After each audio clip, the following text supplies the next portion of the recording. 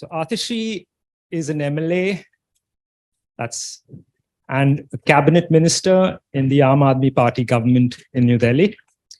She's got 9 major portfolios. I think we'll stick to education today, and that's what she's most famous for. For those of you who don't know this, Atishi has also been a teacher, an organic farmer. She's lived in rural India for about 8 years, I think, Atishi. Yes. And she's also a history topper at St. Stephen's, and on the way has collected 2 masters at Oxford, being awarded the Rhodes Scholarship and the Chevening Scholarship. In her defense, she says she went to Oxford, or she was offered Cambridge after she accepted the Oxford offer, hence she chose the second best. Twice over. Twice so. Which means Cambridge should be faster, I think, and offer you before the next time. But most importantly, I think, it doesn't matter which side your politics swing, right, left, or you stick to the center. You can't argue that Atishi is a breath of fresh air in Indian politics, and there's no better way of introducing her. In terms of what to expect today, it's the role of education in building India's future. And really to unpack that, it boils down to how might we provide quality education to all. And that's some of the things Atishi will talk about in her opening remarks. We'll have a few questions, and then I'll throw the floor open. Over to you, Atishi. Thank you. Thank you, Martin.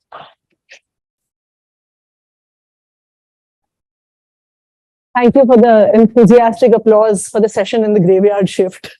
So thank you, everyone. Thank you to the entire team at Judge Business School for organizing this conference and for inviting me. And yes, as Marvin said, it's been will I, won't I, will I, won't I. No, thanks to me, I had confirmed. But we have a special relationship with the government at the center. So today we are talking about India at 100. We stand at India at 75.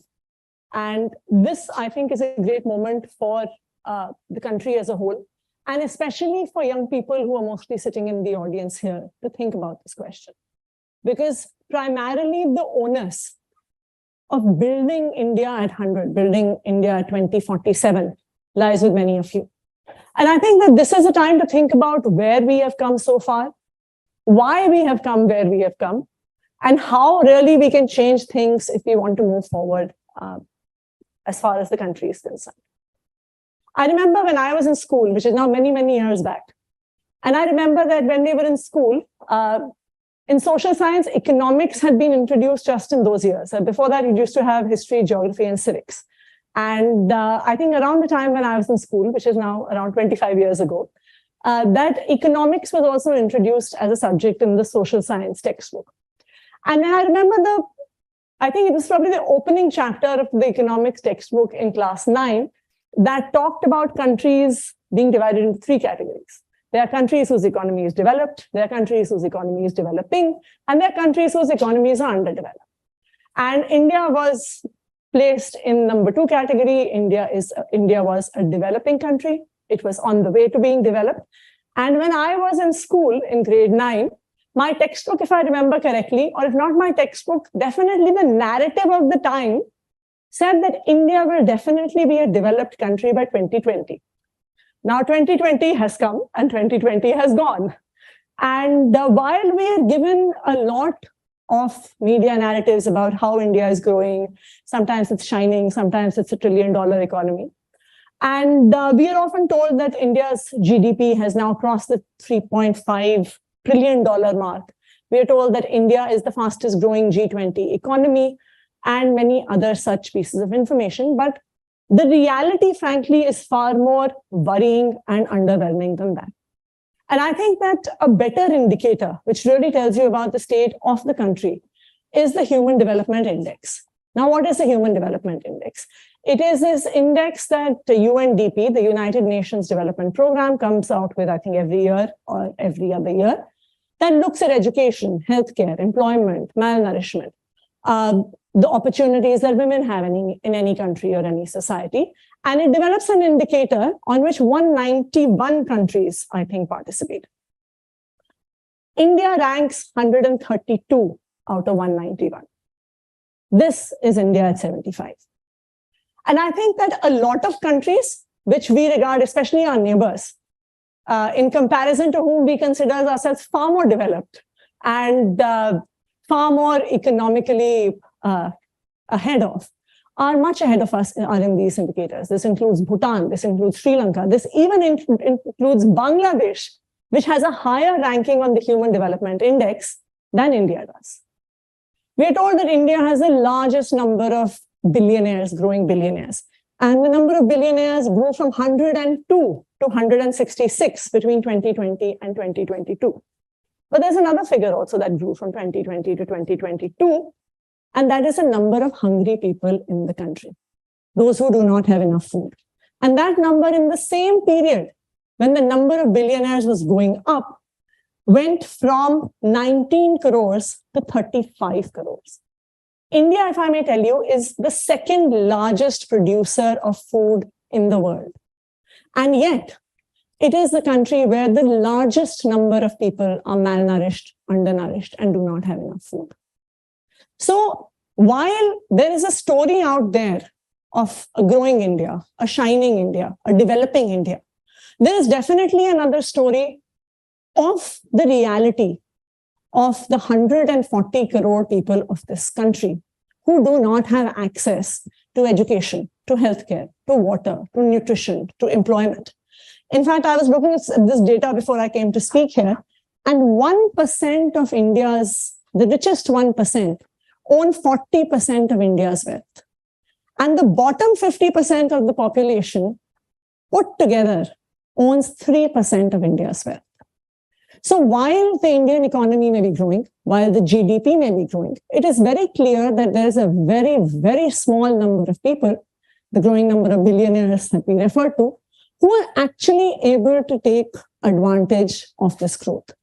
And on the other hand, if anyone who reads newspapers from across the country, every few days, I mean, at least once a week, you read this story about Central India. You hear the story about Uttarakhand, about this man who's carried his wife for 65 kilometers just to get her access to basic healthcare. I have a colleague who lives in Karnataka, and his father was hospitalized in a hospital in Bangalore, and he was sitting in the room outside the ICU where all families wait to hear the news of their near and dear ones. And there was this one family from rural Karnataka who was sitting next to them. And the father of the household was inside the ICU. His wife was outside, his daughter and his son-in-law. And the wife and the daughter and the son-in-law were having a discussion as to whether the family should sell their last asset, a small piece of land in the village, to get the father treated or not. And so the mother was saying that I have to do everything possible to save my husband. But the practical daughter and the practical son-in-law were saying that you're probably not going to be able to save him anyway. And despite that, then you will be left with nothing. And I heard that story and I thought, in what kind of country does anyone have to make that choice? In keeping your last and the medical treatment and the life of your husband.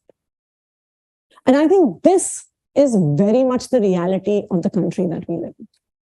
The NSS survey last year said that 17% of the population of the country has to make catastrophic expenses for making sure that their family members get treatment.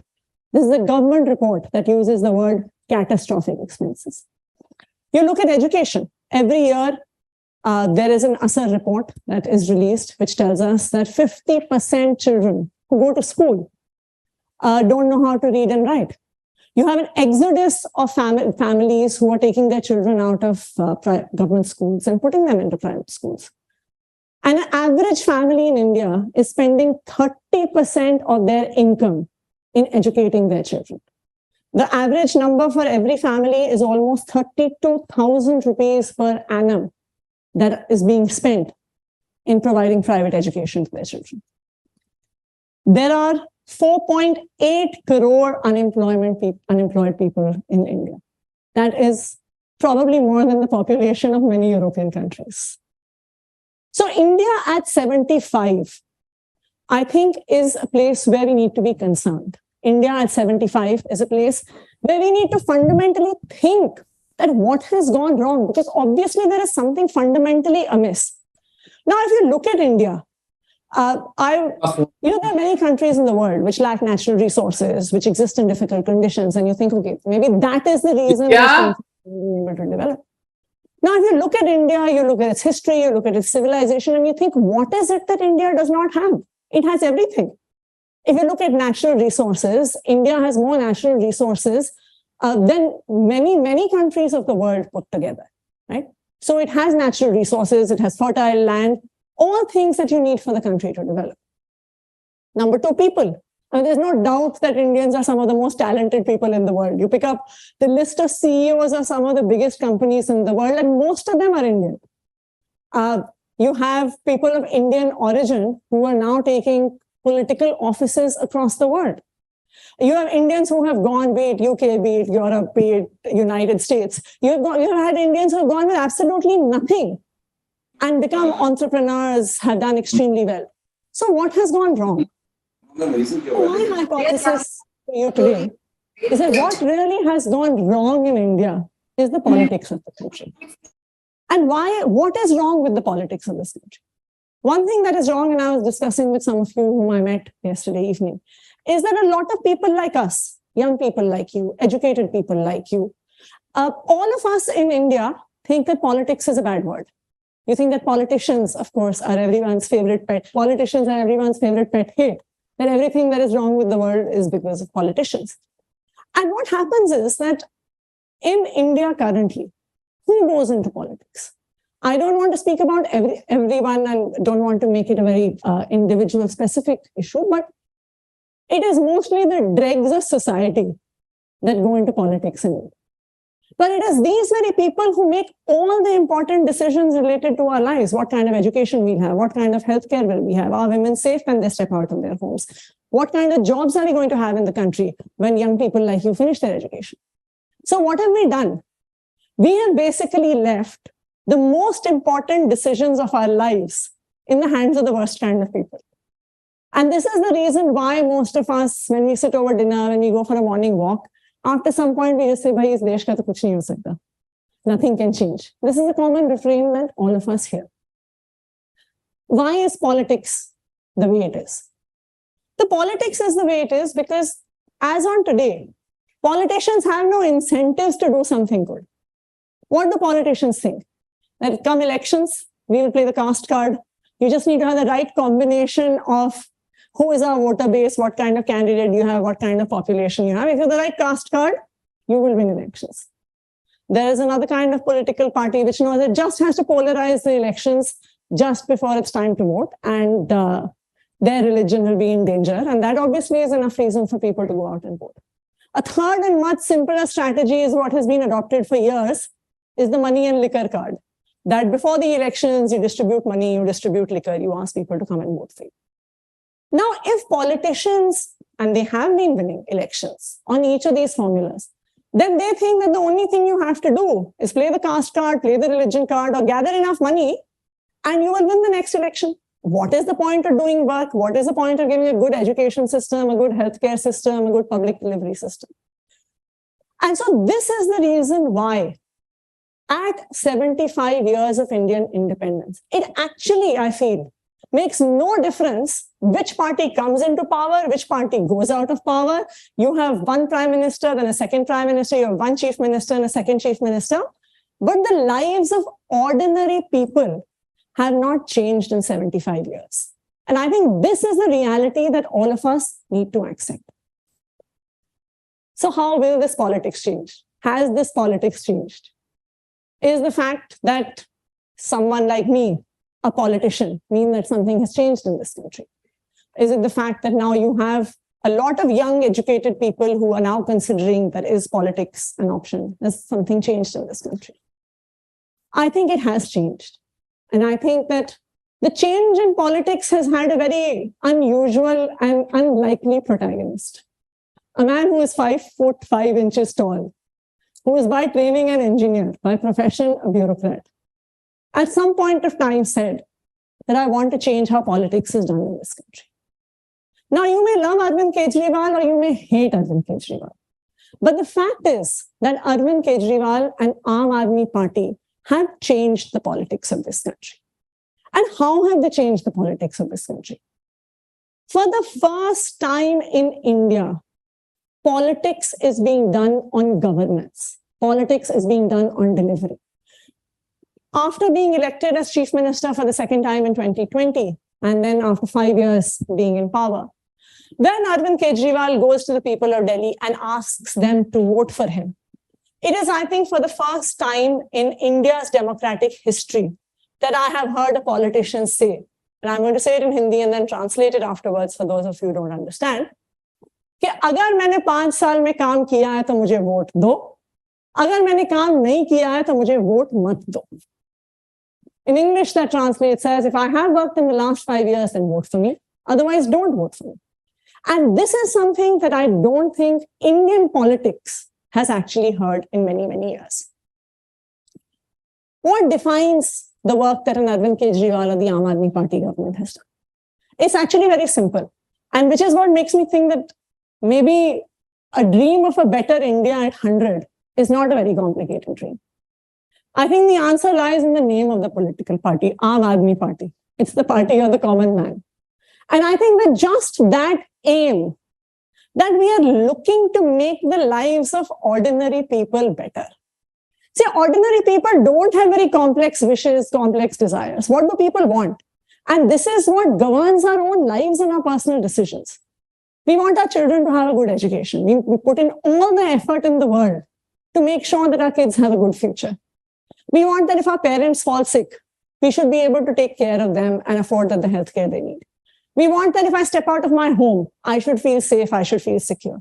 I want that my child, when they finish their education, should have a good, safe, secure job. And it really makes me think that it has taken 75 years that we have to reach at this point of time and start talking about a politics that delivers these basic things that every individual wants for their families, that every family wants for their children, for their parents. But this is where we are at India at 75. One of the things, for example, as I mentioned about education, that this is something that families over the years have spent large sums of money. I'm sure many of you who are sitting here today, families have gone out of their way to make sure that their children can have a high quality education. Parents in India sacrifice so much to make sure that their children get good schooling, good education, go to a good college. Many parents might have taken very, very large loans for all of you to make sure that you can come to Cambridge and get a good education. And yet it has taken 75 years for a government to say that education is our first priority. For every family, education of their children is a first priority. And yet in 75 years, you had not one political party that has said that we are going to transform the education system and give every child, irrespective of the background that they come from, irrespective of their ability to pay, a high quality education. What did we do differently? I think the first thing and the most important thing, because it is not as if governments don't talk about education, about providing access, about improving schooling. I think the first and the most important thing was we put our money where our mouth was. That Aam Aadmi Party became the only government to allocate 25% of its budget to education. It has now been 8 years. And after 8 years, in every budget, education continues to be the largest spend of the Arvind Kejriwal government in Delhi. In fact, I was going through some figures. The next highest spend by any state government on education is actually 14% of their state budget. So this is the difference.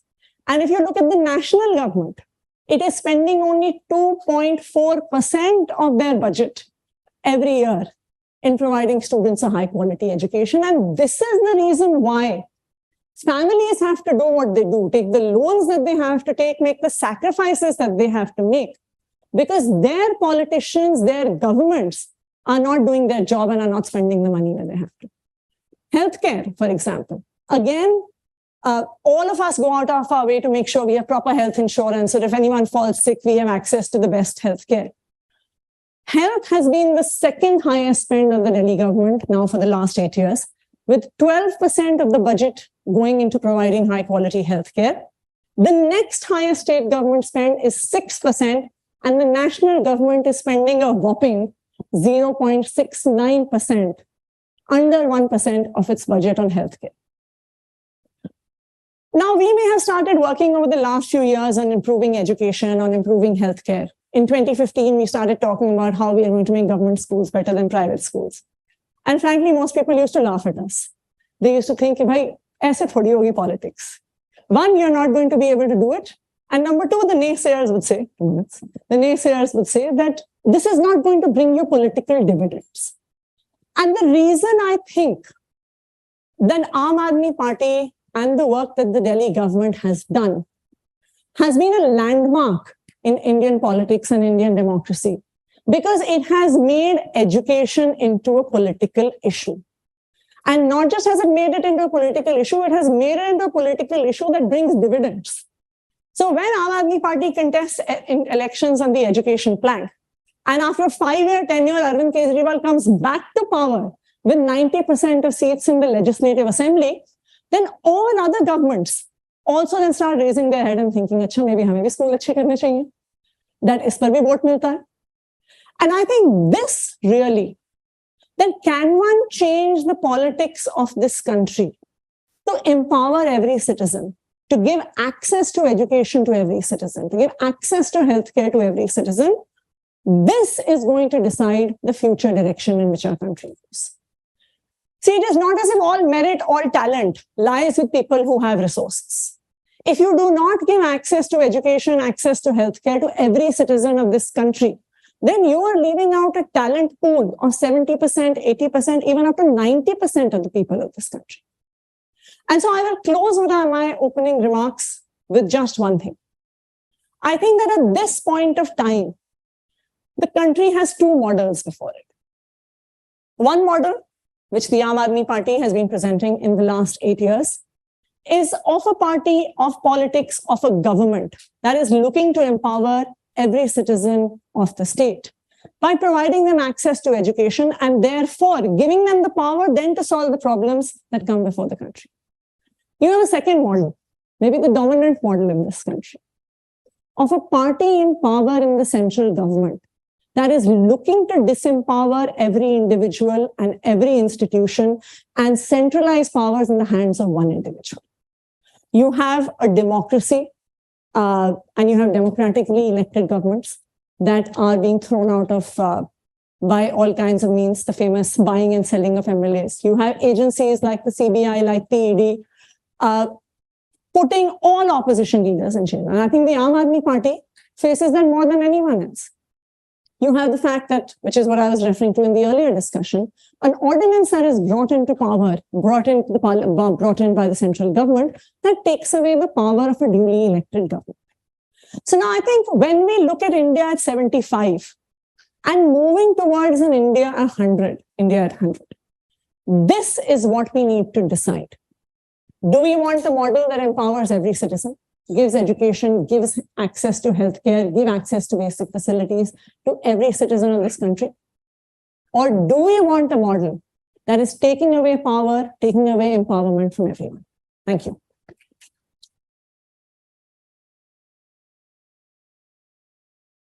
Sorry, I guess longer than. Well, thank you for those opening remarks, Atishi.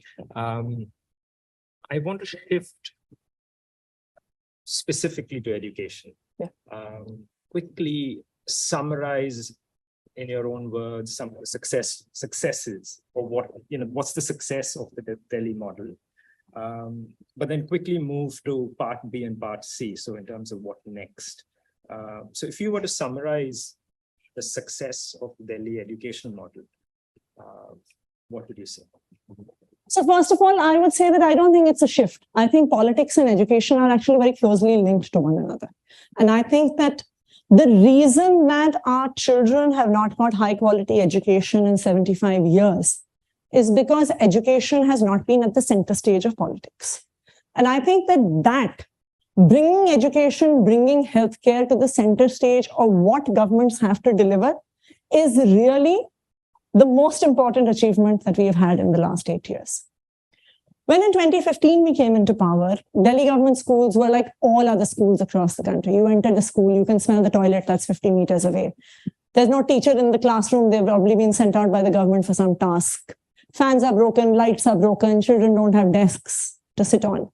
And as data says, kids who are studying in government schools in anywhere in the country, there's a 50% likelihood that they would not be able to even complete their education, even if they do actually enter school. There is a good chance that they will end up as domestic workers. They will end up as mechanics. They will end up as assistants in the neighborhood kirana store. Now, there's no problem with someone being a domestic worker or working as a mechanic or being an assistant in the kirana store. The problem is that when that child has no choice. And the fact is that this is the reality of the India that we live in, that 80% of children who enter school, by the time they are able to leave school and finish education, actually have no choice. So what do I think is the achievement of Delhi government schools? I'll tell you the story of two kids. One is Shubham, who passed out of a Delhi government school last year. His father is a security guard outside an ATM. The whole family stays in a 12 by 12 room. He has 4 brothers. After studying in a Delhi government school for the last 6 years, and because of how the quality of education improved, Shubham had a 165 IIT JEE rank and is now going to IIT Kharagpur to study electrical engineering. This, I feel, is a success that we have achieved. Similarly, another young boy, Prince Kumar, father is a DTC conductor, family of 4, lives in a small house, got TB when he was in class 8, had to drop out of school for a year, could not go back to a private school that refused to take him, got admission in a Delhi government school in class 9. And with the help of a scheme that we have for coaching young kids to prepare for competitive exams, Prince, whose father is a bus conductor, is studied in IIT Bombay and is now working in a startup in Gurgaon, doing some kind of coding that even I don't understand. Right? These are kids who would not have had this opportunity. These are children whose lives and their families' future has been changed and transformed. I mean, we talk about, I have a policy background as well. And we talk about very large-scale programs about how we will remove poverty and what are action plans of governments because of that. I mean, I know it's an oversimplification, but I believe you just need to give every child access to high-quality education. These children with high-quality education will pull their own families out of poverty. Governments will not have to introduce schemes. Government will not have to do things. You need to empower every citizen. So if part A of your program was about infrastructure, teacher training, where do you see part B? Where are the big improvements? Is the low-hanging fruit all being plucked, or where do you see the big improvements coming in part B, where people will be queuing? Well, essentially, it makes private schools redundant. No, that really is our dream, and I think that one of the big changes that I do see when in 2015 the Aadmi Party government got elected for the first time, our government was formed in February. And admission season for private school, admission season for all schools is in March and April.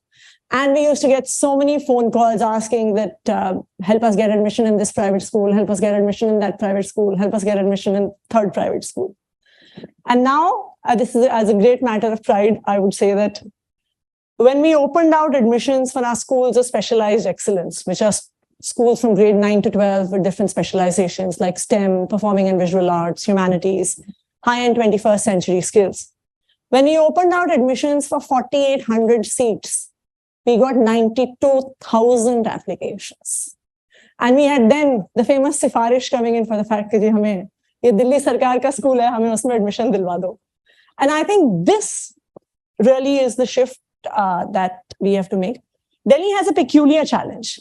The peculiar challenge that Delhi has is the fact that primary schools come under the municipal corporation and secondary schools from grade 6 onwards come with the Delhi government. Now, those municipal corporation schools have suffered from the same problems that schools across the country have had. So now for us, the real big challenge is that after being elected into the municipal corporation as well, our focus is on transforming the primary schools of the city in the hope that soon people will not be lining up outside private schools for nursery admissions. So if you're seeing success of schools and education resulting in also electoral success for you in Delhi, what stops other states from copying you? And do you see that happening? No, I think nothing stops other states. And I think that it has happened in the last few years, that ever since, and I see this shift especially after the 2020 elections. So even from 2015 to 2020, while we were working on schools, while we were talking about the work that we had done, other political parties were watching that is this going to pay electoral dividends? And after 2020, I think something changed fundamentally. That when on the plank of education, Aam Aadmi Party won 62 out of 70 seats, a lot of other political parties got interested in the work that we have been doing. We've had, we've almost have a Department of Education Tourism in Delhi government. We have some officers who are just for the purpose of taking people around who come and see our schools. We've had 3 chief ministers of different states who have come to see our schools.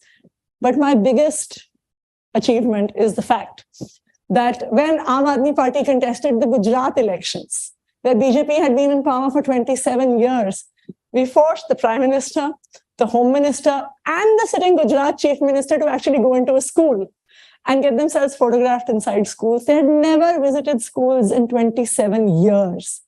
Of course, the school that the Prime Minister visited was actually a fake school inside a porta cabin. But nonetheless, he still had to go in there. He still had to sit in that classroom and launch an education scheme before the Gujarat election started.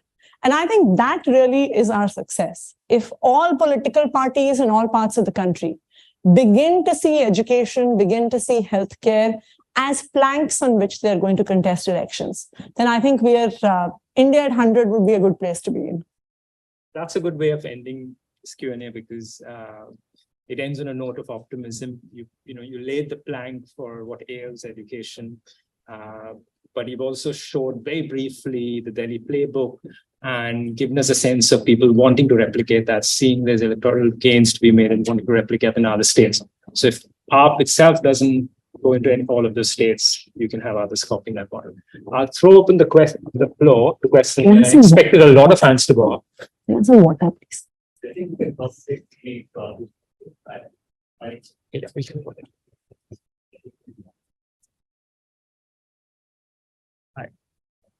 Thank you so much. I think the work you're doing in Delhi is phenomenal, and I think your elections are proof of that. But just to get a sense, how is your, are you being able to replicate the model in Punjab as well? Because that's obviously not the easiest state, right? It's a border state. It's not a very rich state. It doesn't have as much influence at the center of the central government. It'll be nice to see how we could replicate that in other states and how we would move forward on that, because the work is phenomenal, and why not get more? I like the fact that you think we have influence at the center. No, but I think I would have liked to share some of that. Unfortunately, time is always short. But yes, in the last 1 year, education has been a big focus for Punjab. And a lot of people used to say to us, you can do what you do in Delhi or you have a big budget. Punjab is a state where we have inherited a huge fiscal deficit. And yet, despite that, education has emerged as a #1 priority. And within 1 year, the one figure that I can share with you that already shows that things are moving is the fact that there's a 14% increase in enrollment in the entry classes in Punjab government schools. In grades nursery, KG, class 1, which are the entry-level classes, a 14% increase. And in all, across all grades, 1 lakh more students have taken admission in Punjab government schools this year than in the last many years. And for the first time in a decade, the trend of reducing enrollment in government schools in Punjab has stopped and taken a turn upwards. And I actually think that this, for me, I feel that the Punjab story is in some ways even more interesting than the Delhi story. And the reason that the Punjab story is interesting is because it shows that the Delhi model is not just a flash in the pan, that the Delhi model can be replicated. And as I started by saying, at the heart of it is the fact that transforming education has to do with transforming politics. You transform the politics, education, healthcare, people's lives will 100% get transformed. Ma'am, I have a very fundamental question to ask, and it's sort of a grudge I think I hold against your party. And it is that you're almost 2 terms in power, and it's always been a men's cabinet. You've also been brought in now when 2 of the ministers are in jail, right? So how, as a woman, have you reconciled with this fact being in the party? Have you brought it up? And I want you to answer this question as a woman and not just like a party worker. So, yeah. I think that, see, one of the things you need to understand is that I'm not even going to say that there is no political party that is perfect.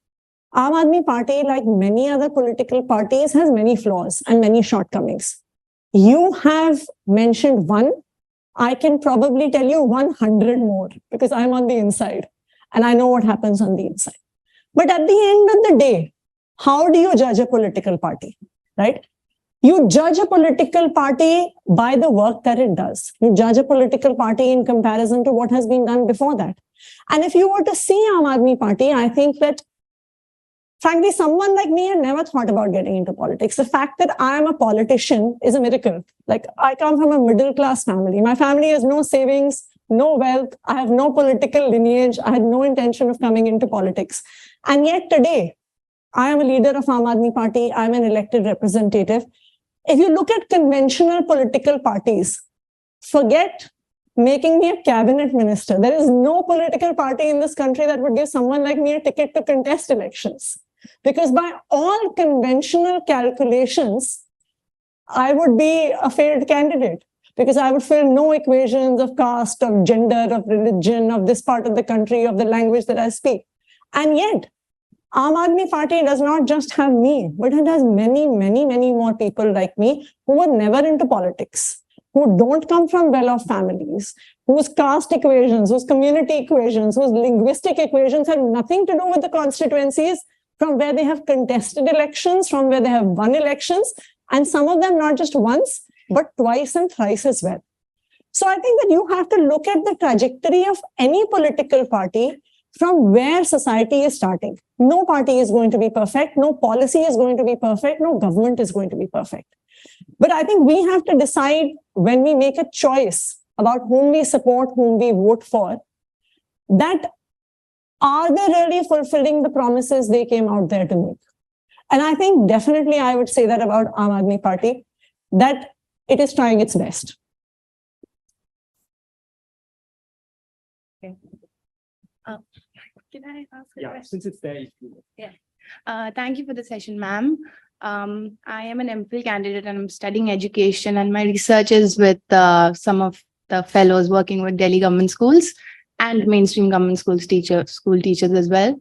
My question to you is that given the administrative workload that government school teachers have, and a consequence of it is that they are not able to be present in classrooms sometimes as well, do you feel it impacts the agency and bandwidth of teachers, from speaking from a very human perspective, to then effectively engage in the teaching and learning processes as much as they would want to, especially with younger children, given they would want more? 100%. There's no doubt about that. There's no doubt about that. And in fact, one of the earliest decisions that we took in our Delhi government schools was that apart from, I think there's a couple of things that are mentioned in the Right to Education Act where teachers can be deployed: census, elections, and disaster management. In very early days, we took the decision that teachers would not be sent on any other government tasks. Otherwise, there's this plethora of tasks, from polio drops to Aadhaar card seeding to God, what have you.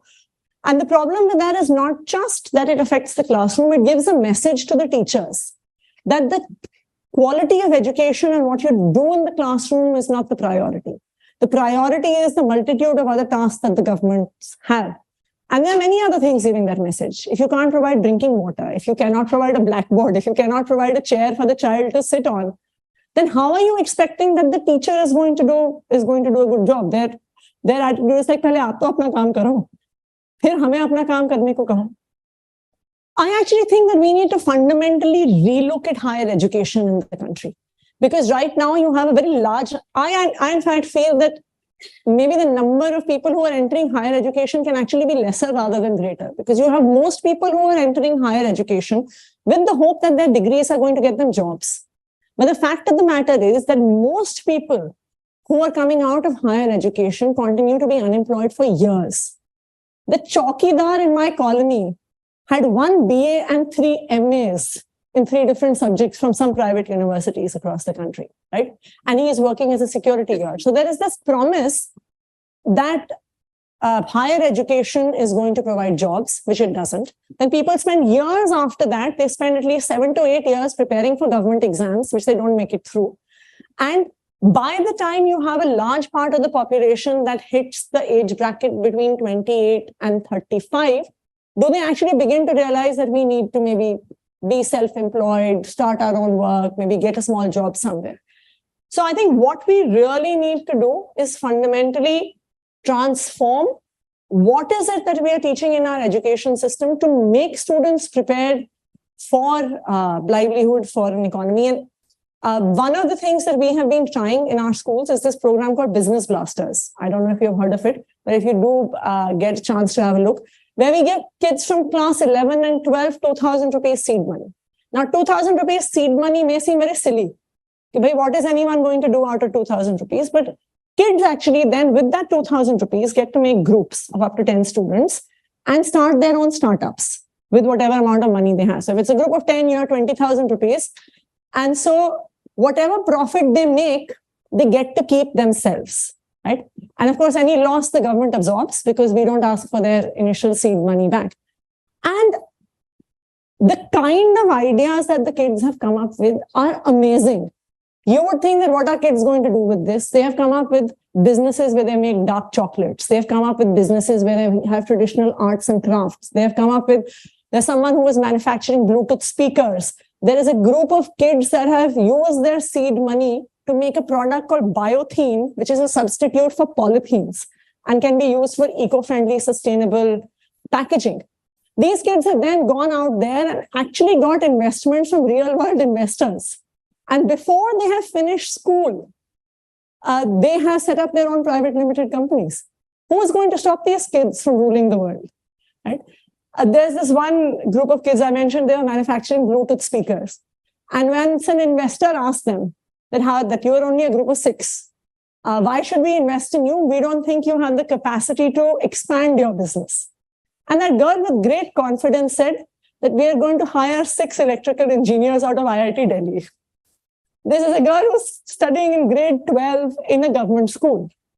Now, I don't know whether she will go on to actually you have a Bluetooth manufacturing business or not. But that child has the confidence now that she is not going to be dependent on government jobs for which she is going to prepare for the next 8 years. That child now has the confidence that she is not a job seeker. She is going to be a job creator when she goes out into the economy. And I think that is how fundamentally both school education and higher education needs to change. Thank you so much. Atishi, can I request you to make one final remark in the context of, we quite often get lots of students coming to us and wanting to go back to India and make a difference. And I think some of that is quite parallel to your trajectory.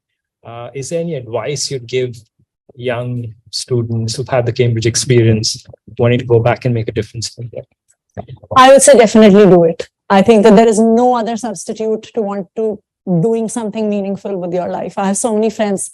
I'm now at the age where all my contemporaries have what you call a midlife crisis. They've all done extremely well. They've earned a lot of money. Now they own multiple houses, multiple cars. And now they tell me that they don't have the motivation to get out of their beds in the morning because they've achieved everything they had to. And I think that life as a politician is not easy. Life as an Aadmi Party politician is definitely not easy. Okay. When Mr. Kejriwal gives speeches in Ramleela Maidan, some of us turn to each other and discuss who's going to be arrested next after this speech, right? So despite all of that scenario, I feel that the kind of impact that I have been able to have because I went back to India, I worked in the social sector, got into politics, is very, very different from what I could have had if I had just continued in a regular job and a regular career. And I think at the end of the day, there is nothing more fulfilling than a sense of purpose. And there is nothing more fulfilling than knowing that you have contributed to the country and the society which has made you what it has. Thank you, Atishi. Thank you, everyone. Thank you for